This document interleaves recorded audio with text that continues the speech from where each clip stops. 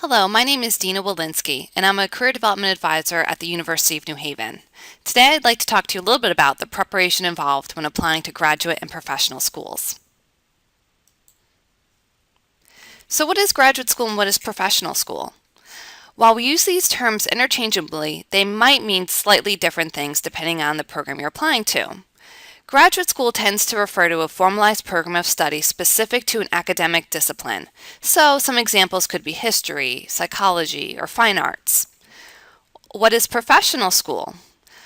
Professional school is a law, medical, veterinary, or dental school where you obtain a terminal degree, meaning you can't go any farther educationally. It's really important when you're thinking about graduate school to develop a plan of specifically why you want to go. You do not want to go to graduate school to postpone any type of job search. You want to make sure that you need a graduate degree in order to pursue your future career. Graduate school is a major commitment of time and money that includes several years of intense work and research. Be sure that if you intend on going to graduate school, that you will not be moving during the process. Transferring schools is not very easy because while as an undergrad you can transfer a lot of your credits, in graduate schools it's not as easy. Their future graduate school may not take credits from your previous graduate school, setting you back quite a few years. Research is definitely a necessary component of the process. You want to make sure that you find a school that matches your goals and visit if you can. By visiting, you get a good sense of the campus community, talk to professors, talk to staff, talk to other students, and see their perspectives on the university. Find out about financial aid. For many of you who have accumulated debt from your undergraduate experience, the last thing you might want to think about is accruing more debt through graduate school. Many schools offer assistantships, such as a graduate assistantship or a teaching assistantship, and other scholarships. If you're currently working, ask about tuition reimbursement policies. You might be able to get a few classes at a discounted rate through your employer. You want to make sure that you ask if the program is reputable and accredited. What are faculty credentials? What are their backgrounds? And where have graduates gone? You want to make sure that graduates from your program have gone on to do work that matches your career goal.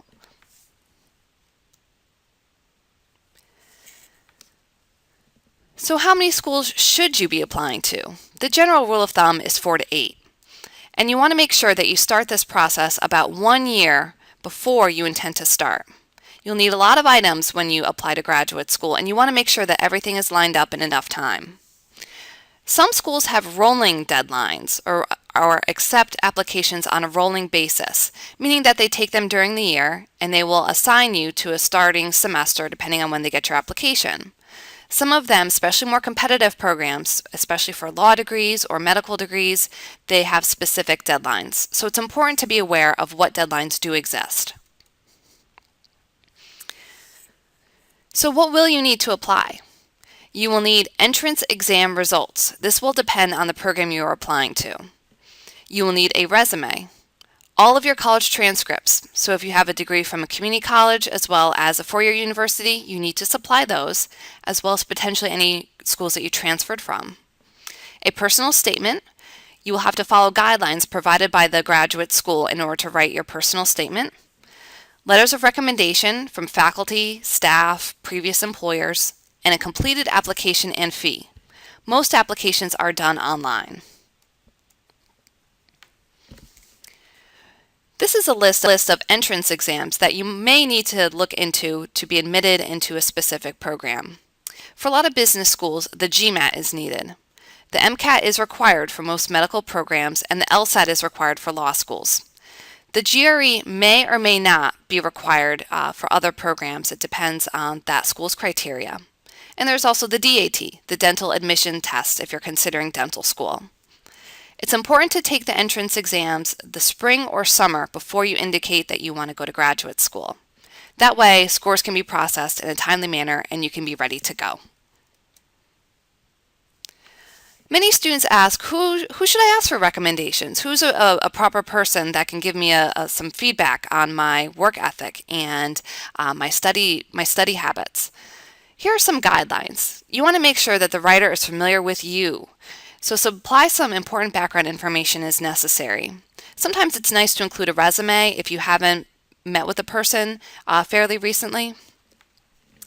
You can also ask faculty, university administrators and staff, and internship supervisors and employers. But definitely give them enough time to write the letter. If you ask somebody about a day or two in advance, they might not be able to accommodate. So allow for at least 3 to 4 weeks. Also with recommendations, the forms supplied by graduate programs require you to decide whether to waive or retain your rights to see your recommendation letters in the future. So as you decide whether to retain your rights, remember that confidential, the waived rights, recommendation letters tend to carry more weight with admissions committees.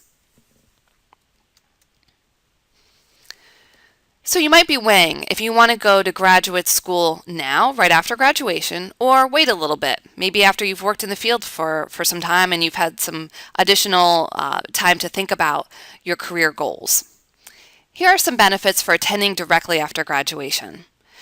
You're kind of in that student role and you have momentum, so your study skills are sharp and you might not have a lot of obligations such as a family commitment or anything else that might hold you back. You also might be more flexible to travel to a graduate school that might be out of your home area. Also, some occupations require an advanced degree even for entry-level positions, so you want to make sure that you research ahead of time, as mentioned previously, to see if you do need that advanced degree. As for anything, you want to be aware that a certain GPA may be needed for entry, so work really hard during your undergraduate experience to make sure you meet that criteria. You might have to have some prerequisites met before you are admitted to that graduate program. So while you're an undergrad, make sure that you take the time to research the admissions requirements to see if any of those exist. There are some opportunities to go back to school after you have obtained your bachelor's degree in what's called a post-bac program, where you obtain classes for prerequisite purposes. Also, you might need some work or volunteer experience prior to applying for that specific graduate degree program. Especially with physician assistant programs, they do want you to have some kind of patient or client contact before applying, so be sure that you're familiar with those requirements.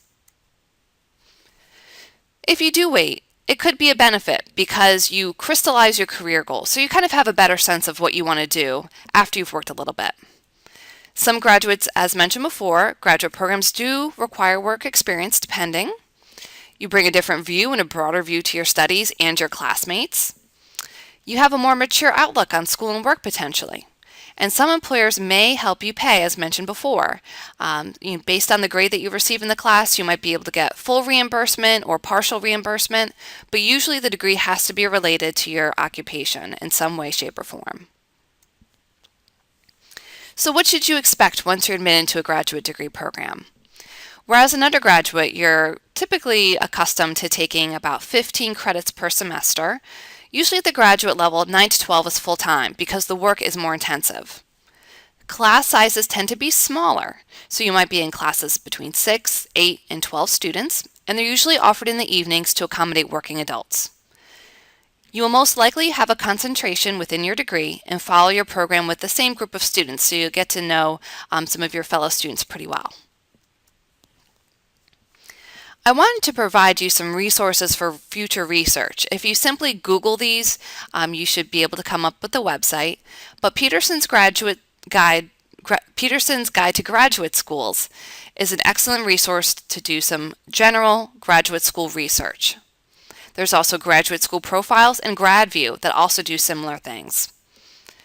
LSAC is essential for those of you that are considering law school because it provides excellent information on the application process and centralizes the process. The Association of American Medical Colleges and American Dental Association, as well as the American Association of Veterinary Medical Colleges, are all good resources for those that want to pursue a future career in the medical field. And the official GMAT website is a benefit because you can also research business schools within that. So thanks so much for listening, and if you have any questions and you're a UNH student, please contact the Career Development Center. Thank you.